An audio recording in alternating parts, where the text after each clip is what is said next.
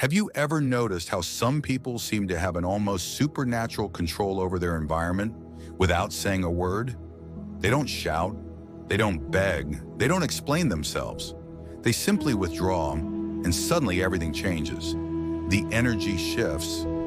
People start to question, to chase, to feel unsettled. But here's what Harvard researchers discovered that will blow your mind.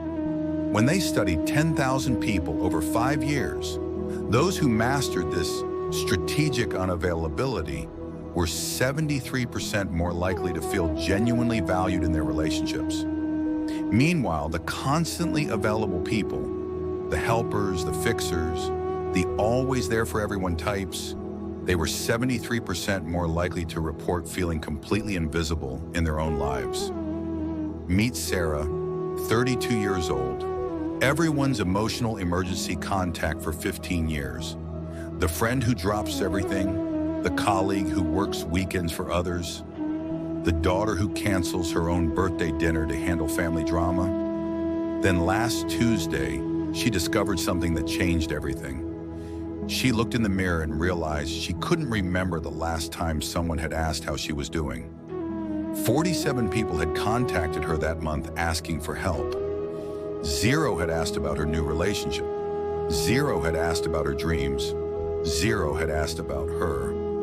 Drop a comment right now and tell me, when was the last time someone prioritized your needs without you having to beg for it? That's when Carl Jung's most dangerous psychological insight becomes clear. Your constant availability isn't kindness. It's a sophisticated form of self-destruction that's making you invisible while keeping everyone else comfortable. If you're exhausted from being everyone's unpaid therapist, hit that subscribe button because the next 13 minutes will reveal the psychological weapon that will completely transform how people treat you. Let me hit you with some uncomfortable truth.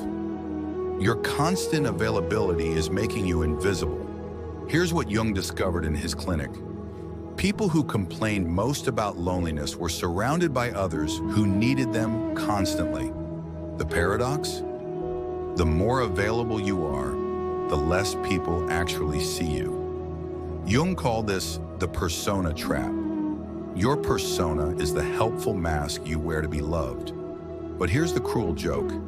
That mask is suffocating your real self. Think about your last 10 conversations. How many were about you? Your dreams, your struggles, your excitement about something? If you're like most overgivers, the answer is 0. Sarah counted her messages one day.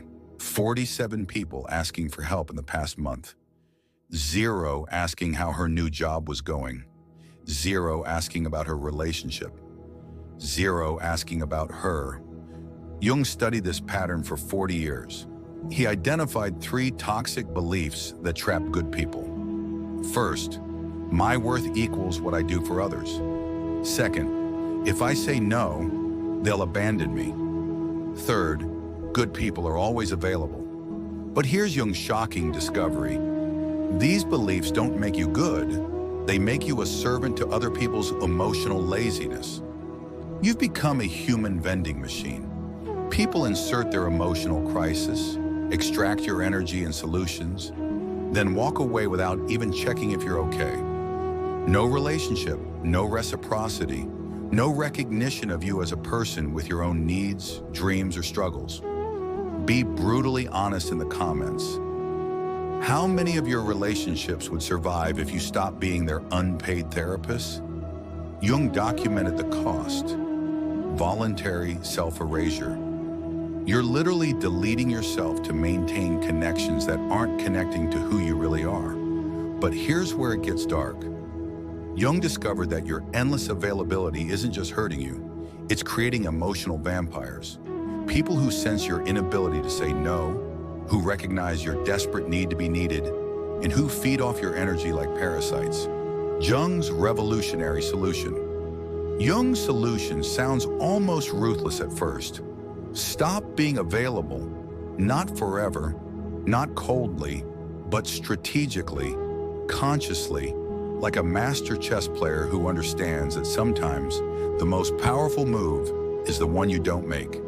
He called it strategic unavailability, and it's a psychological weapon that completely dismantles the power games people play with your emotions. Here's what Jung knew that most people never discover. Your withdrawal is not weakness, it's a declaration of war against emotional manipulation. And the people who panic when you go silent, they reveal exactly how much they were using you. Stage 1, the wake-up call. Week 1. You realize your availability serves your anxiety, not their actual needs. It's a brutal recognition. You've been drug-dealing emotional comfort to avoid the terror of being abandoned. Sarah's mirror moment was recognizing she'd become addicted to being needed because being wanted felt safer than risking being unwanted. Quick exercise. Set a timer for 2 minutes right now. Think about the last time you helped someone. Were you excited to help or afraid to say no? Comment your honest answer. Stage 2, the strategic withdrawal. Weeks 2 to 4, this is where the psychological warfare begins. You start saying no, not aggressively, but with the cold precision of someone who finally understands their own worth. Small strategic moves first. Let me get back to you on that. Not answering non-urgent texts immediately. Having one evening per week that belongs only to you. Jung warned this stage triggers what he called narcissistic rage in the people who've been feeding off your availability. They'll label you selfish, changed, cold, and every accusation reveals how much they were exploiting your inability to protect yourself. Sarah's sister called her heartless when she didn't immediately respond to a work complaint. Her friend accused her of becoming a different person when she declined a last-minute crisis call during her own dinner date. Jung's devastating insight. These reactions expose who was in relationship with you versus who was in relationship with your usefulness. The mask comes off, and underneath you see the emotional parasites for what they really are. Stage 3, the dark night, weeks 5 to 8. Here's where strategic unavailability becomes psychologically brutal for you. Initially, conscious withdrawal feels like emotional death. You're alone with feelings you've been avoiding through constant busyness and people-pleasing. But Jung called this the dark night of the soul, the necessary psychological crucifixion where your false self dies and your authentic self is born. Sarah described week 6. I had nothing to distract me from the terrifying question, who am I when I'm not needed? The silence was deafening, but it was my silence for the first time in 15 years. This is where most people break and return to their old patterns. The discomfort feels unbearable. But Jung knew something profound. This psychological death is not the end. It's the preparation for rebirth. Stage 4, the rebirth, weeks 9 to 12. Something magical happens. You become magnetically attractive in a completely new way. Not desperate attractiveness. Solid attractiveness. Jung's patients reported the same phenomenon. Relationships either deepened into authentic connection or naturally dissolved. Share your transformation. If you've started setting boundaries, what surprised you most about how people reacted?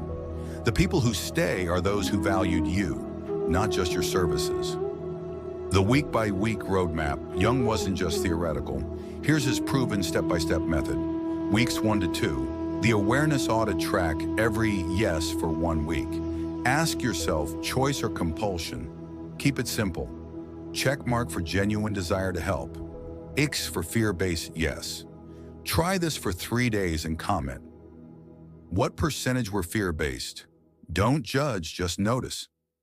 Weeks 3 to 4. The gentle no's start with low-stakes boundaries. Don't respond to texts during meals. Say, I'll think about it, instead of automatic yes. Have 1 device-free hour daily. Sarah started by not answering her phone during dinner. Revolutionary for someone who'd been on call for 15 years. Weeks 5 to 8. The relationship reveal. This phase exposes your relationship's true nature. Jung called it the great sorting. Some people respect your boundaries and become closer friends. Others escalate their demands and reveal they were using you. Sarah's results after 6 weeks: lost 3 friendships where she was their unpaid therapist, gained deeper connection with 2 real friends. Her sister started asking about her life for the first time. Share your great sorting experience. Which relationships surprised you by getting stronger when you set boundaries? Weeks 9 to 12. The integration you develop, what Jung called the psychology of the strong. Help without enabling, care without controlling, love without losing yourself. Sarah's breakthrough.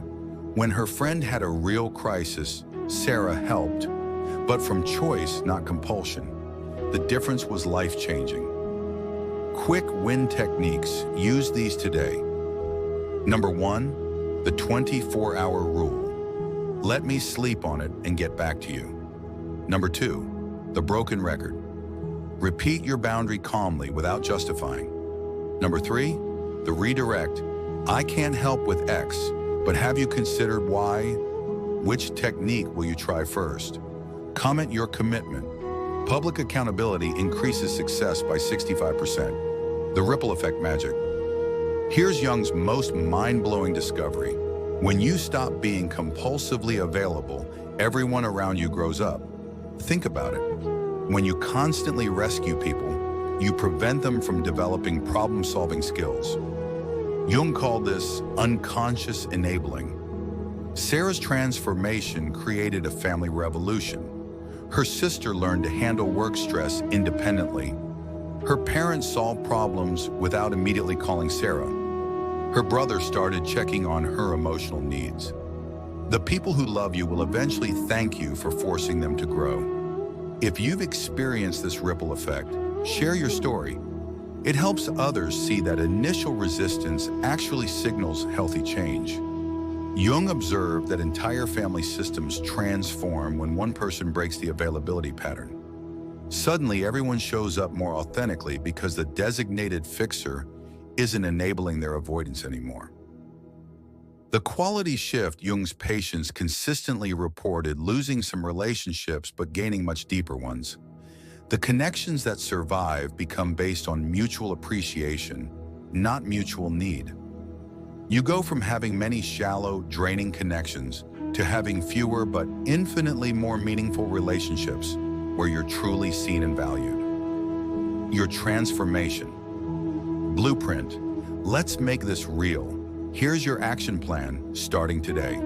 Your first assignment this week. Choose one area where you're compulsively available. Maybe no work emails after 7 p.m. Phone calls go to voicemail during family time. One evening per week that's completely yours. Start small, but start now. Comment below with your specific boundary experiment. Making it public increases your follow-through by 300%. The mirror exercise. Jung's power question. If I stopped being constantly available, what would I do with that time and energy? Your answer reveals what you've been sacrificing for the illusion of being needed. The relationship reality check. For your closest relationships, ask, does this person know who I am beyond what I do for them? This reveals where conscious unavailability is most urgently needed. The 30-day challenge. Week 1, track your yes, no responses. Week 2, practice gentle boundaries. Week 3, notice the pushback without caving. Week 4, celebrate your growing authenticity. Emergency mantras. For when you feel guilty, my worth isn't measured by my usefulness. I can care without caring. Healthy people respect boundaries. Which mantra speaks to you most? Write it down and keep it handy for moments of weakness. The vision. Imagine relationships where your presence is appreciated, not expected. You help from choice, not fear. You're valued for who you are, not what you provide. This isn't selfish, it's sustainable. You can't pour from an empty cup. Jung's promise. When you stop being who everyone needs you to be, you finally become who you actually are. And that person is infinitely more valuable than the desperate helper you've been performing. Your moment is now. For the next 24 hours before saying yes to any request, pause and ask, choice or compulsion? That pause, that moment of conscious awareness, is where your transformation begins. If this video shifted something in you, hit subscribe and share it with someone drowning in their own generosity. Your transformation inspires others to reclaim their lives too. Remember Sarah? 6 months later, she looks in that same mirror and smiles. Not because her reflection changed, but because she's finally present to see it. Your authentic self is waiting. The mirror is ready. What will you choose?